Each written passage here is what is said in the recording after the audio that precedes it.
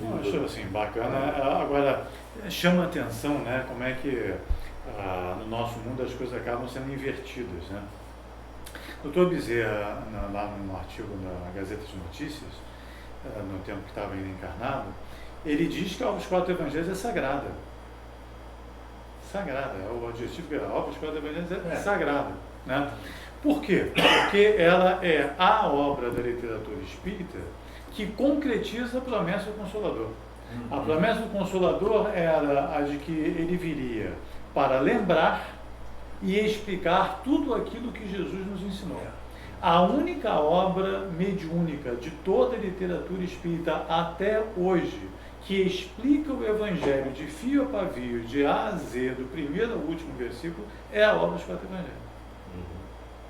Então, né, ela é a consecução da promessa, a confirmação, é a entrega da promessa. E são os próprios evangelistas, né, Mateus, Marcos, Lucas e João, assistidos por Moisés e pelos demais apóstolos, que vêm fazer esse trabalho de fazer a revelação da revelação, ou seja, a explicação da revelação anterior, à luz daquilo que ela... Por que ela só pôde vir depois de Kardec?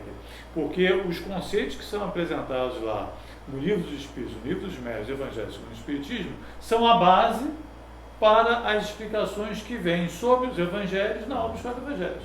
Se não houvesse essa base, não teria, por exemplo, conhecimento de perispírito, não haveria o conhecimento de Deus como inteligência, não haveria o entendimento dos mundos habitados, sobre evolução, sobre reencarnação. Os pontos básicos da doutrina todos já são aproveitados na obra dos quatro evangelhos como dados, porque a obra de Kardec já havia feito esse trabalho.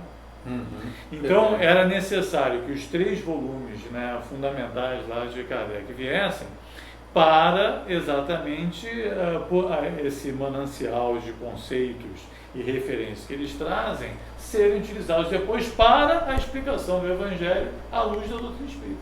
É até engraçado você falou uma coisa, me lembrei também de outro fator. Né? No próprio, se não me faz memória na introdução, uma coisa é você saber da história contada por quem viveu a história.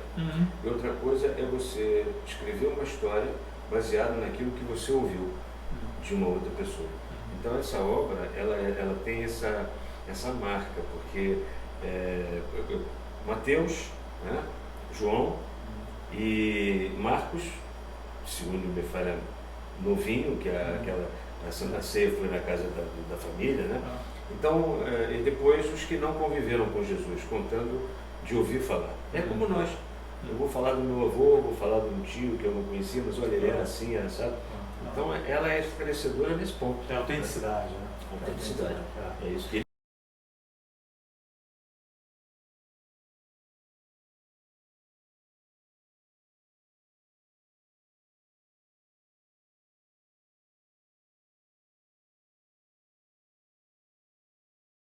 fala muito nisso. E aí você vê, por exemplo, na parte da complementariedade, né, do Evangelho segundo o Espiritismo com os 4 Evangelhos. Você disse a questão da parte moral, né? Por exemplo, a própria constatação de Kardec de que a obra, o Evangelho segundo o Espiritismo, não era completa, não abrangia toda a explicação dos Evangelhos, são os capítulos da Gênese, também de Kardec, onde ele começa a explicar os fenômenos, né? Onde ele complementa em alguma medida o Evangelho segundo o Espiritismo, comentando os fenômenos mediúnicos, ilustrando os chamados milagres, na Gênese. Mas isso não estava lá no Evangelho segundo o Espiritismo. Né? Então, para você ter, pelo menos em Kardec, um entendimento mais dilatado do Evangelho, você tem que somar o Evangelho segundo o Espiritismo com a Gênese. Agora, apenas e exclusivamente na obra Os 4 Evangelhos, você tem a explicação do nascimento de Jesus. Apenas e exclusivamente na obra Os 4 Evangelhos, você tem a explicação da tentação de Jesus. Apenas e exclusivamente na obra Os 4 Evangelhos, você tem a explicação da infância de Jesus. Apenas e exclusivamente na obra Os 4 Evangelhos, você tem a explicação de todas as parábolas de Jesus.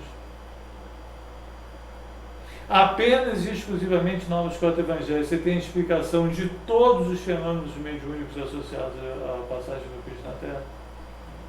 Então, a obra de Kardec toda, ela tem como premissa a física newtoniana, né? Do conceito de matéria e energia, todo é newtoniano.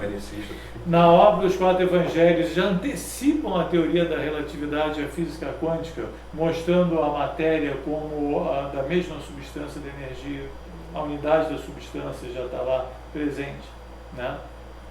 Então ela antecipa um pouco da teoria da relatividade.